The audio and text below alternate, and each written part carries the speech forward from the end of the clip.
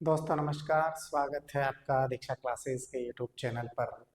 तो दोस्तों हम RSCIT के MCQ 8 चैप्टर कर चुके हैं और आज हम 9वां चैप्टर लेके आए हैं और जिसका नाम है माइक्रोसॉफ्ट एक्सेल। क्या है? Microsoft Excel. तो देखिए दोस्तों, ये प्रत्येक कंपटीशन में भी काम आता है और आपके RSCIT में तो आएगा ही। जैसे देखिए, आज का जो पहला क्वेश्चन है उसके बारे में हम देखेंगे।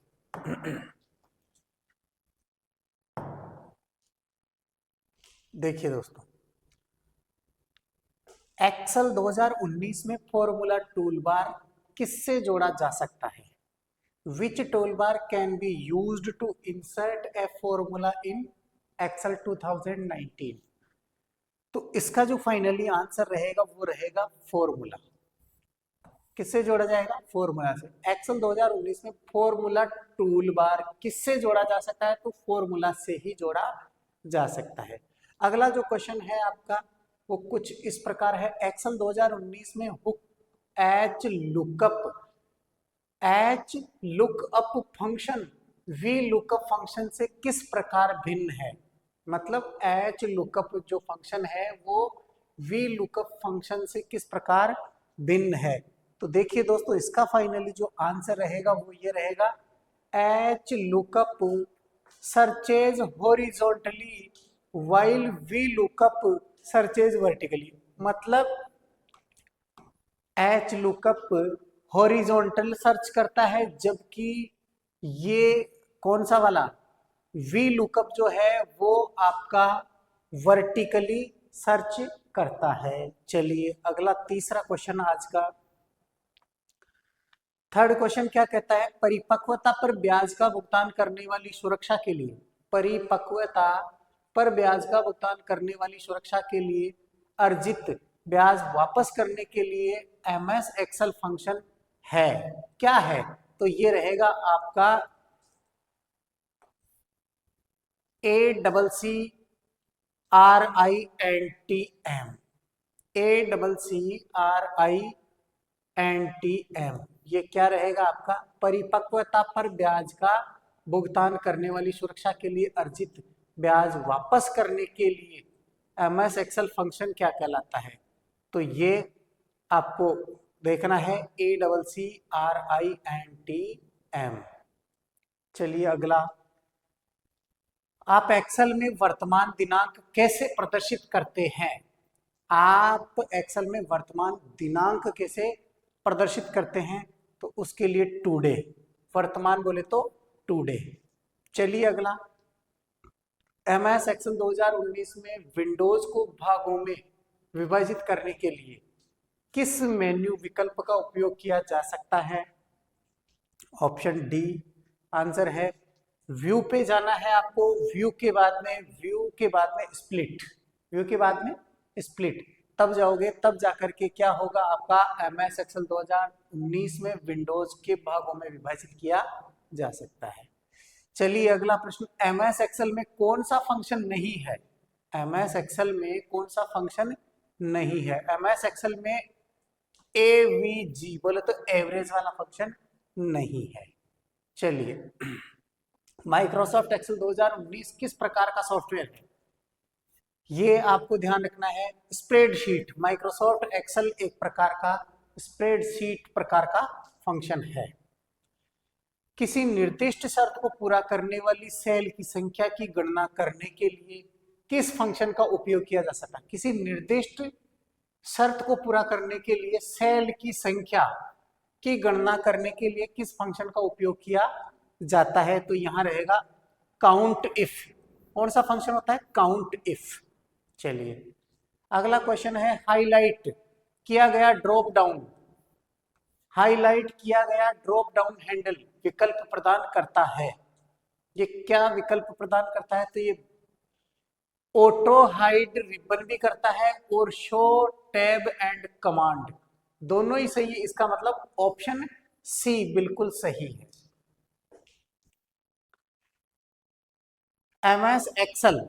MS एक्सेल 2019 में आप डेटा को आरोही अवरोही क्रम में कैसे पुनर्व्यवस्थित कर सकते हैं?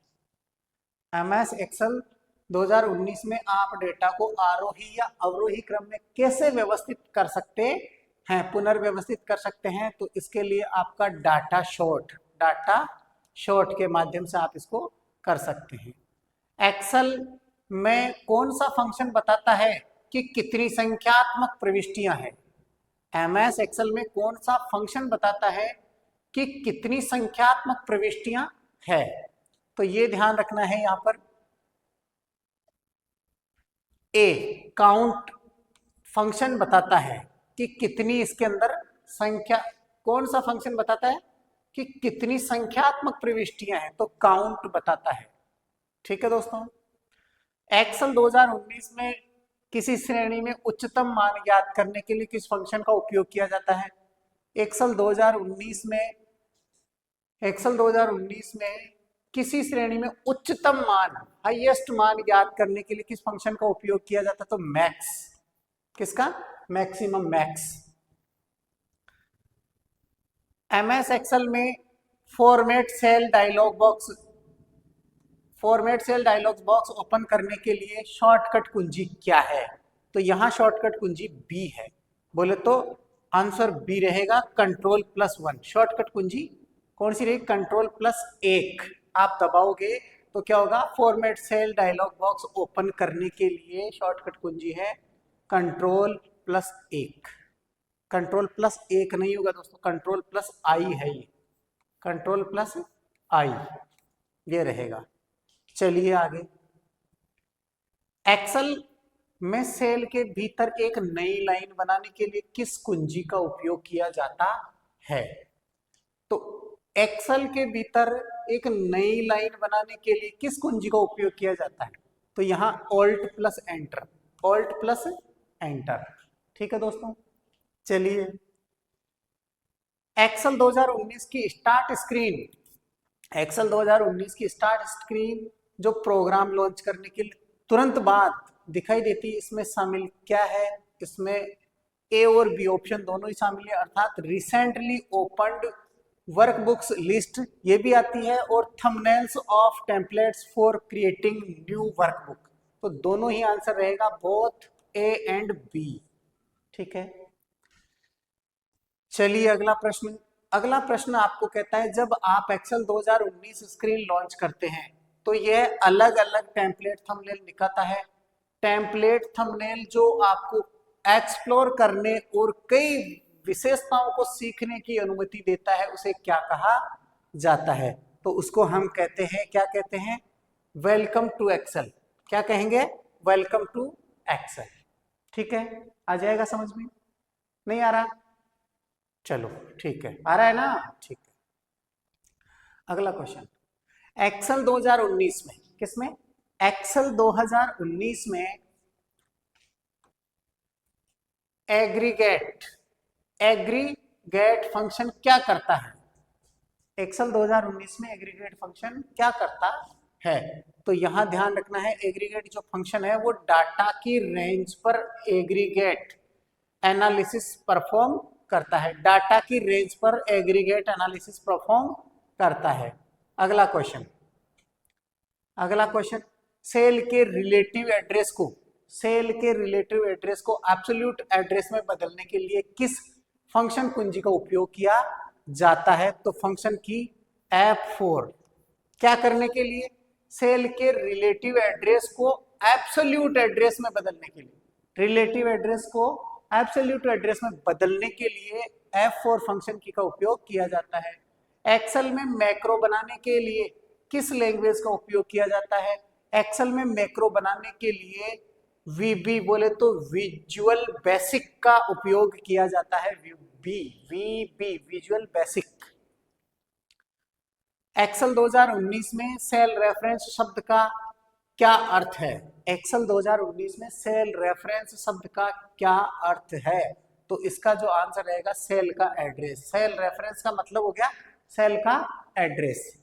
चलिए आगे, सेल B1 से B2 में B7, सेल B1 से B7 में रखी संख्याओं में से सबसे बड़ी संख्या की गणना करने का सही फॉर्मूला क्या होगा? तो इसका फॉर्मूला होगा large B1 colon B7 comma 1, option number D.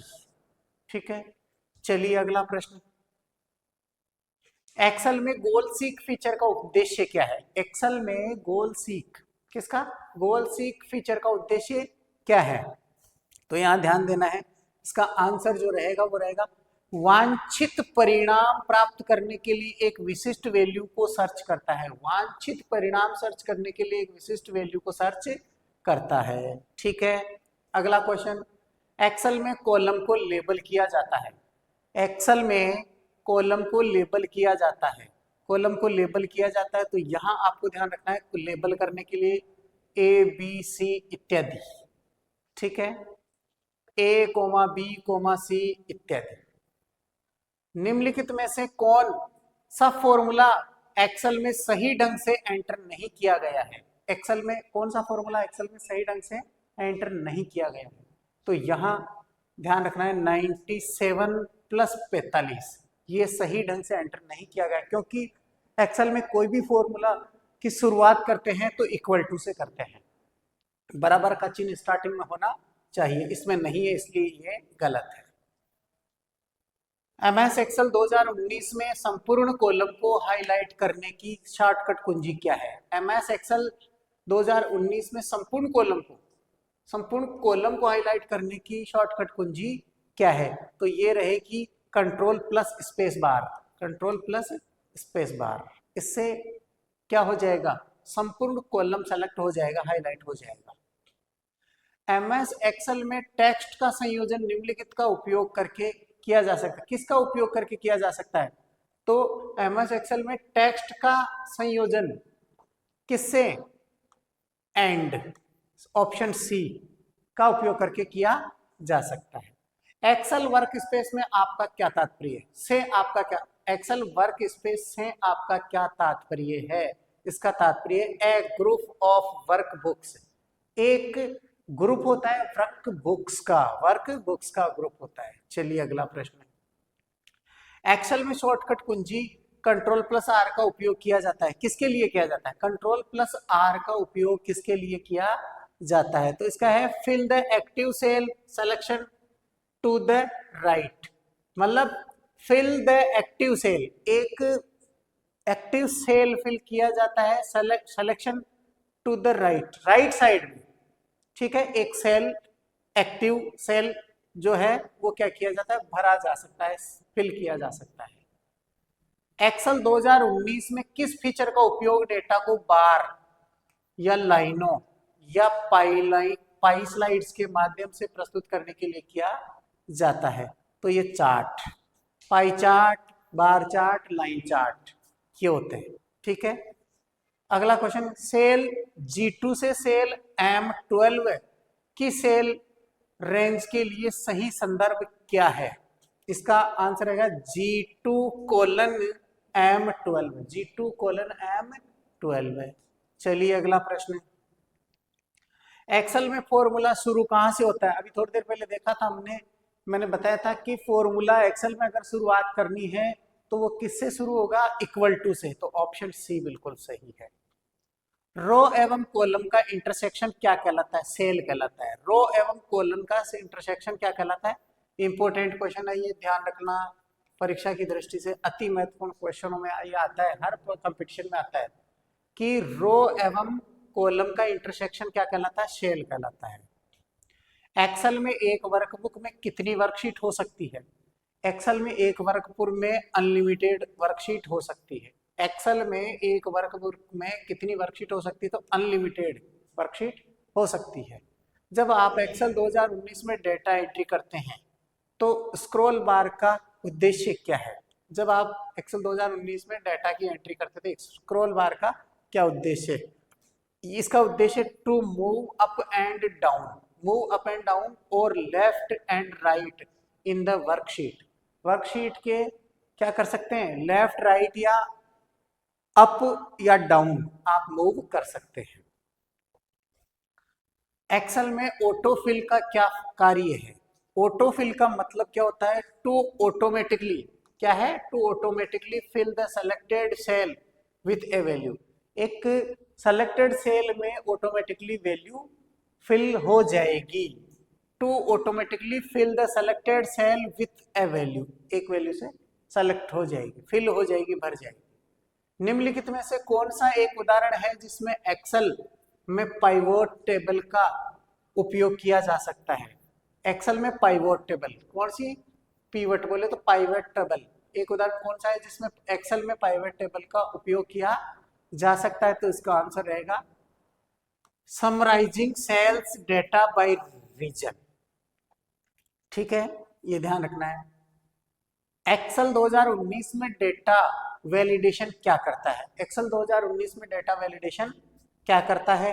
तो इसके लिए ध्यान रखना है, it ensure that only specific types of data and entered are entered, data are entered in a cell. ठीक है दोस्तों, तो ये आपके कुछ क्वेश्चंस थे चैप्टर नंबर 9 में, इंपॉर्टेंट थे, वो आपको मैंने बता दिए। तो दोस्तों बने रहिए लास्ट तक और पूरे वीडियो को देखिए, क्योंकि यही एग्जाम में आने वाले हैं आपके। ठीक है दोस्तों, बाय।